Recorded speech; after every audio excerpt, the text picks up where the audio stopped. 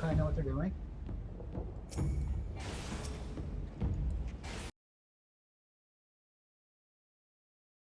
Hello and welcome to this video and does nothing until around 90%. Main tanks get your aggro and every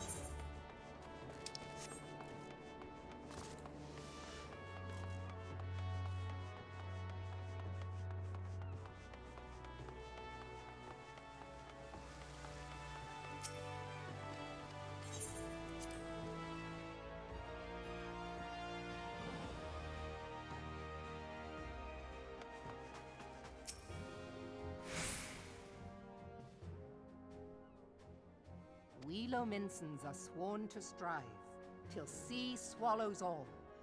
And swallow all it would have had Leviathan prevailed. That we still strive now, we owe in no small part to you. Not for the first time, you have delivered Limsa Lominsa from the wrath of a primal.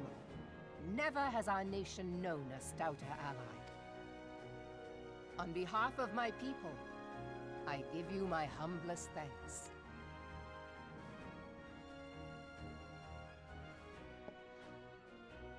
'Tis meet that I give thanks to old Mistbeard, too, for his fine solution. Whatever else he may have been, 'tis clear he was a resourceful soul. Would that I had a man like him in my service.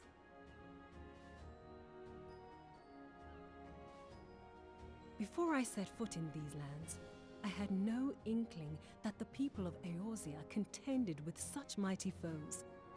Suffice it to say, their existence came as something of a shock, as did the idea that they could be defeated. This experience has served to remind me of the vastness of the world, and the boundless potential of man. Though I am but a refugee in this realm, I would fain be of use to you in your fight. Know that I am tutored in one of the foremost combat arts of the Far East.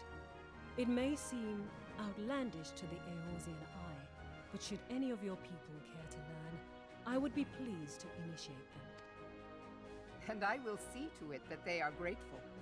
I have no doubt that your knowledge and skills will serve us well.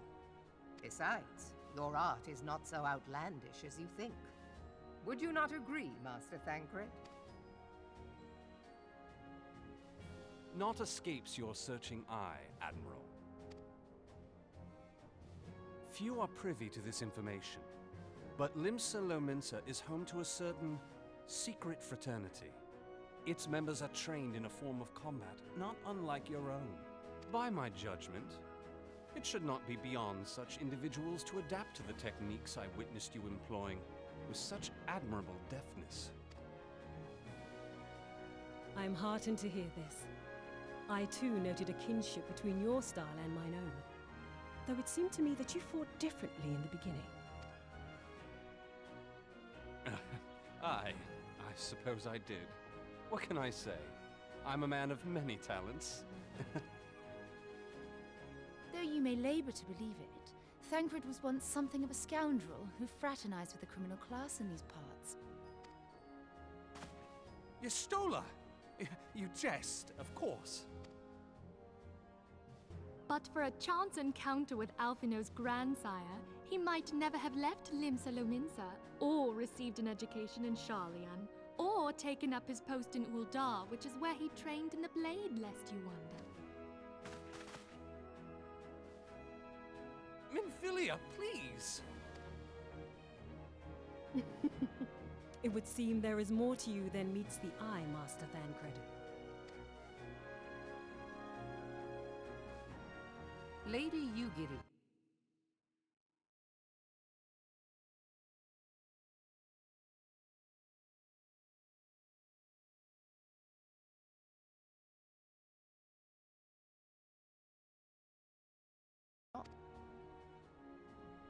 Know that I would like nothing better than to furnish your people with a new home here on Lominsan soil.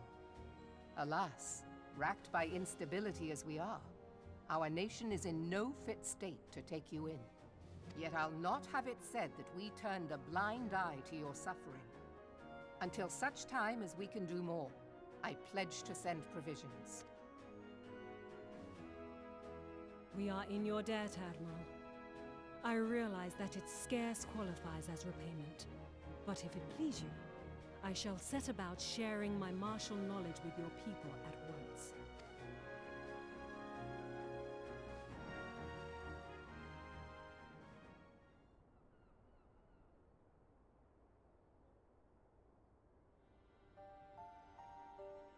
You wished a word in private.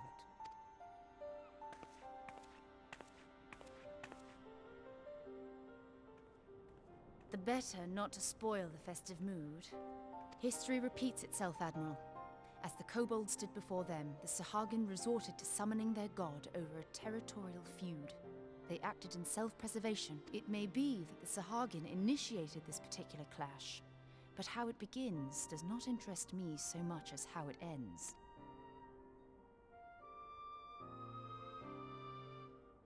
I have not forgotten our conversation, Y'shtola. I am aware that man bears part of the blame for the Primal's existence. Nor am I ignorant of the Sahagins' reason for acting. They sought to secure a place to breed and multiply that their kind might survive. Self-preservation, as you say. But we have as much right to live and thrive as they. If our own survival is threatened, are we to lay down our arms and welcome oblivion? Nay. And so you kill, that you might live. Yet if living is a right, then that right belongs to all peoples, be they men or beastmen.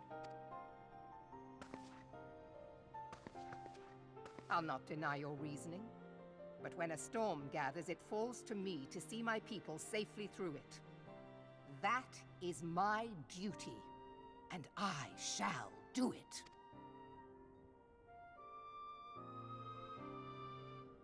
As must we all, Admiral. Stay the course, then, but know that it will lead to no good end.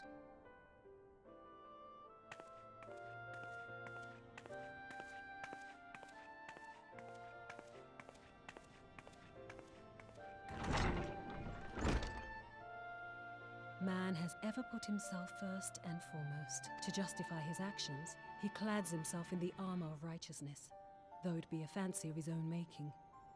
In this, mayhap the Garleans and we Domans are not so different.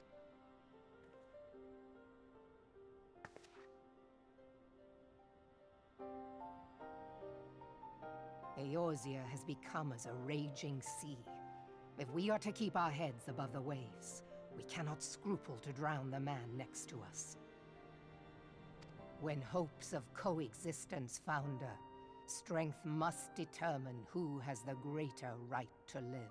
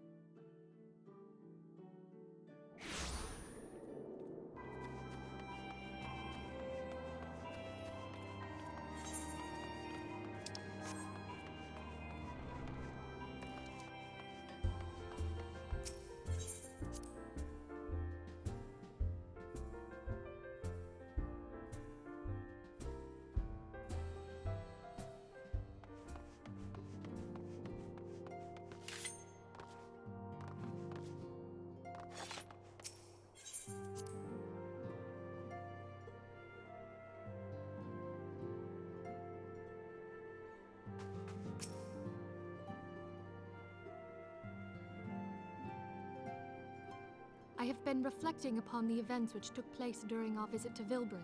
If you have a moment, I would share my conclusions with you. Please, bear with me. When the Sahagin Elder summoned Leviathan, he employed the power we have come to know as the Echo. Though I cannot well explain the how of it, it would seem he became immortal in so doing. When the Admiral subsequently slew him, his spirit emerged from his lifeless flesh, a consciousness shorn of physical form. Thus transfigured, he took up residence in the body of his minion with the ease of a man donning a favorite glove.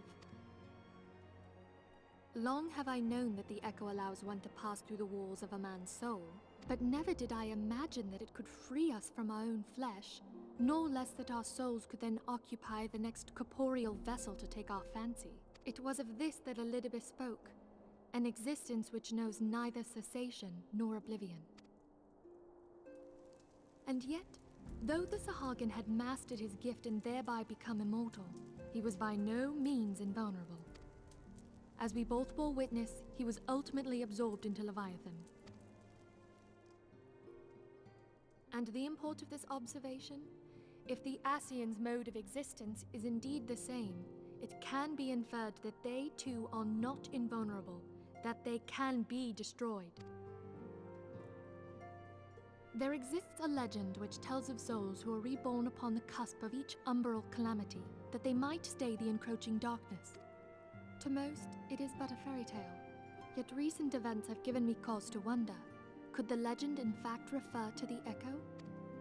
Much and more yet remains unknown, but I am confident that all will become clear in time. For the present, however, what matters is that the key to defeating the Ascians may at last be within sight. With Urianger's aid, it is my hope that I shall fathom this matter ere long.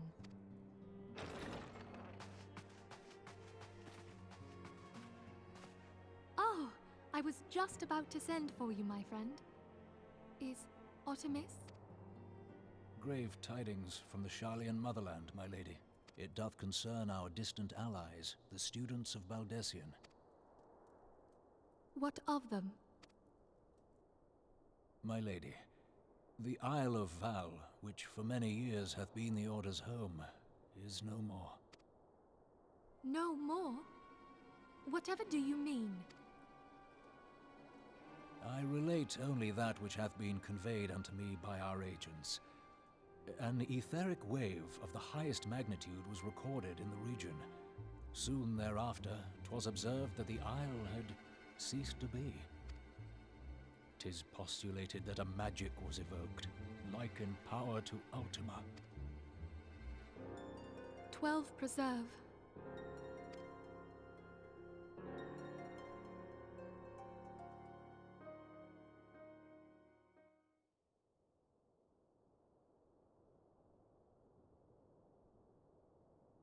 If there are no other matters, I move that today's meeting be adjourned.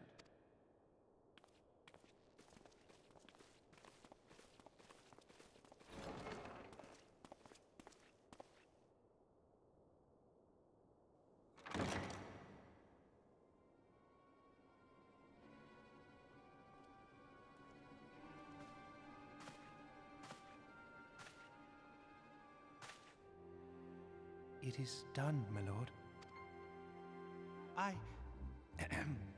Forgive my impertinence, my lord, but these orders, I am uncertain as to what end they serve.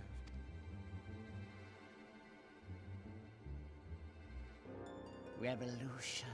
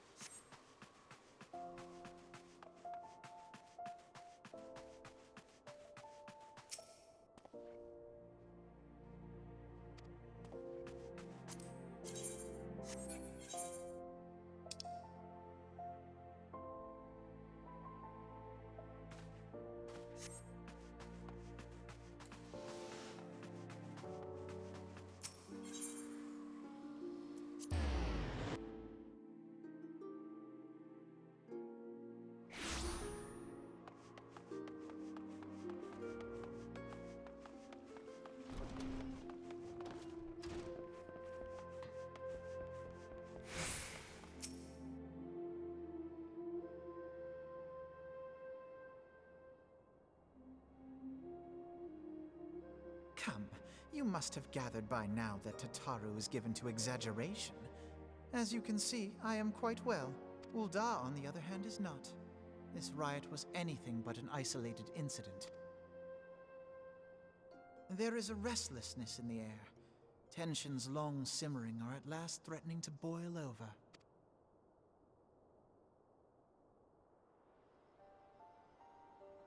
Ul'dah is a nation infamous for the great disparity between the wealthy and the poor. The majority of the populace accepts this state of affairs because they believe that every man bears responsibility for his own lot in life. To an Ul'dan, money is the foremost, and some would say the only measure of a man's worth. Small wonder that the wealthiest wield the greatest influence. So where do the refugees fit into this social hierarchy? What place is there for those who fled Alamigo and the destruction of the Calamity? Plainly, there is none. They have no wealth, no power, and no worth. To the Ul'dan way of thinking, they may as well not exist. Choosing to ignore their existence, however, is patently not an option. General Rauban and the Sultana understand this, which is why they ordered the Immortal Flames to provide the refugees aid and succor. Yet none would dispute that the expenses incurred by this policy grow by the day, with no end in sight. This has prompted more and more Ul'dans to question their obligation to aid these worthless wanderers. While more and more refugees have come to resent their treatment at the hands of the sneering citizenry.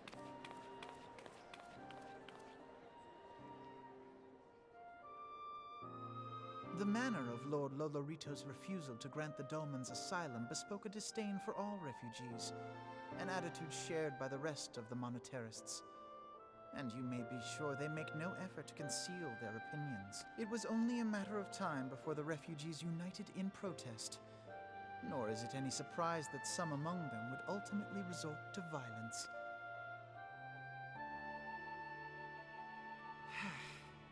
That the Immortal Flames should choose this of all occasions to engage in joint training exercises with the other Grand Companies. By the time they return, the situation may well have deteriorated beyond mending.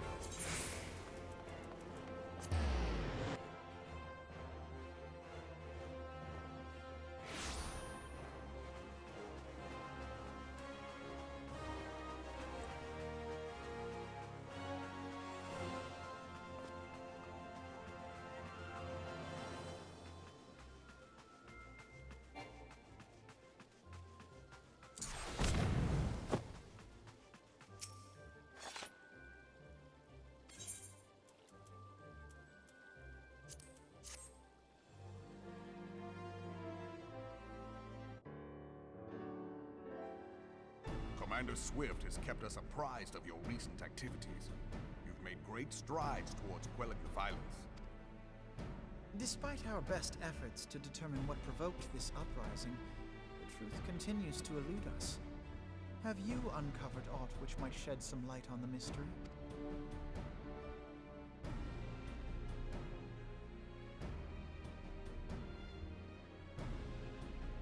This information does not leave this room. The Syndicate's decision to reject the Doman refugees' appeal for asylum had lasting repercussions. A number of those displaced by the Calamity claimed it was proof of a policy of discrimination. Together with a group of Alamegan refugees, they organized a series of demonstrations to protest against the Sultanate. Demonstrations which became heated, but did not descend into violence. Until a certain incident served as a call to arms. A unit of brass blades sent to supervise a demonstration loosed arrows upon unarmed It was this atrocity which prompted the refugees to take up arms. I need not tell you what followed.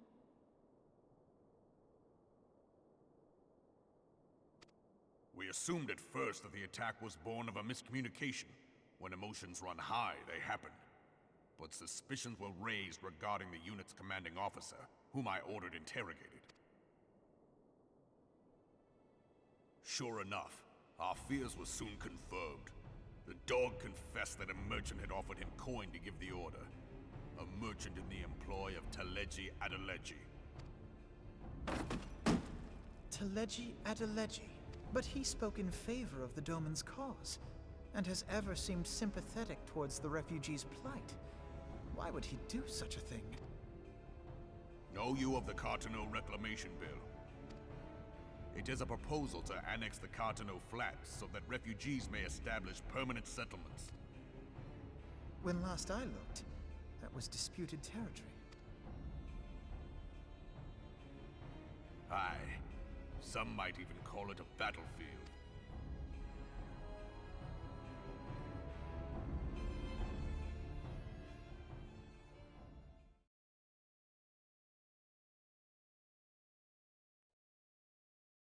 The destruction wrought by Bahamut was greatest at the Cartano Flats.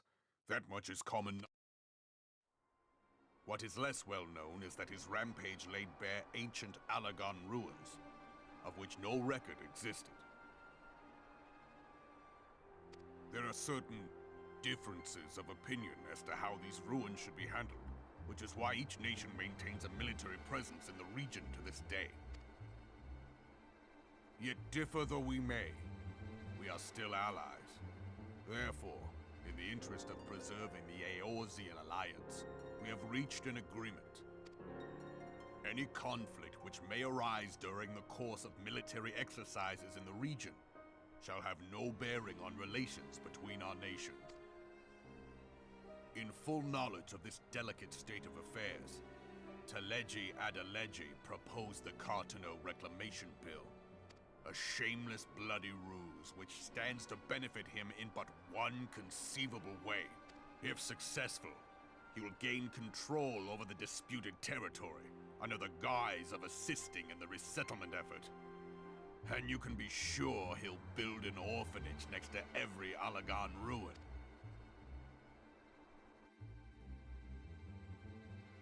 The man would threaten the unity of the Eorzean alliance and risk countless lives for personal gain. He walks a path all his own, independent of any faction and beholden to none of his fellows on the Syndicate. By inciting the less fortunate to violence, he hopes to convince others that the Cartano Reclamation Bill is the only viable solution. His sympathy for the plight of the Domans was not but posturing to gain credibility with the refugees. Of that there can be no doubt.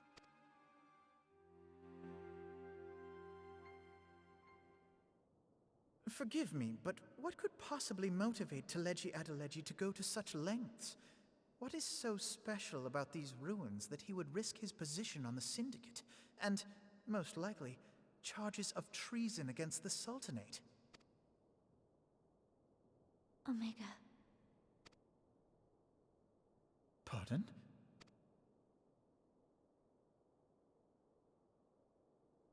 An Allagan monstrosity, not unlike the Ultima weapon. Mayhap larger, we know not. It has yet to be fully excavated. Allagan inscriptions indicate that it was created to fell Bahamut himself. If accurate, it might explain why Nail Van Darnus chose to bring the Red Moon down upon the Cotonou Flats, given the ends he went to ensure Eorzea's annihilation. Destroying the one weapon which could stay the Elder Primal may well have seemed like good sense. When first I bore witness to the power of the Ultima weapon, I doubted the evidence of my senses. And now you tell me there is another such weapon, one which could contend with Bahamut. Bahamut! Aye, we were skeptical ourselves. Truth be told, until the Ultima weapon's existence came to light, we thought the inscription had been mistranslated. At present, Omega is more akin to a fossil than a tool of war, having long since ceased to function. As such, its true potential cannot accurately be gauged. However, if someone were to restore it, as the Garleans did the Ultima weapon, I have little doubt that he would wield untold power. Power enough to subjugate Uldar like as not, and the rest of Eorzea besides, which is doubtless why Teleji Adeleji yearns to have it. That he should aspire to world domination. He who has ever walked 2 paces behind Lord Lolorito in matters of commerce. 'Tis in acknowledgement of his own limitations that he seeks this power. Woe betide us all should we allow him to have it.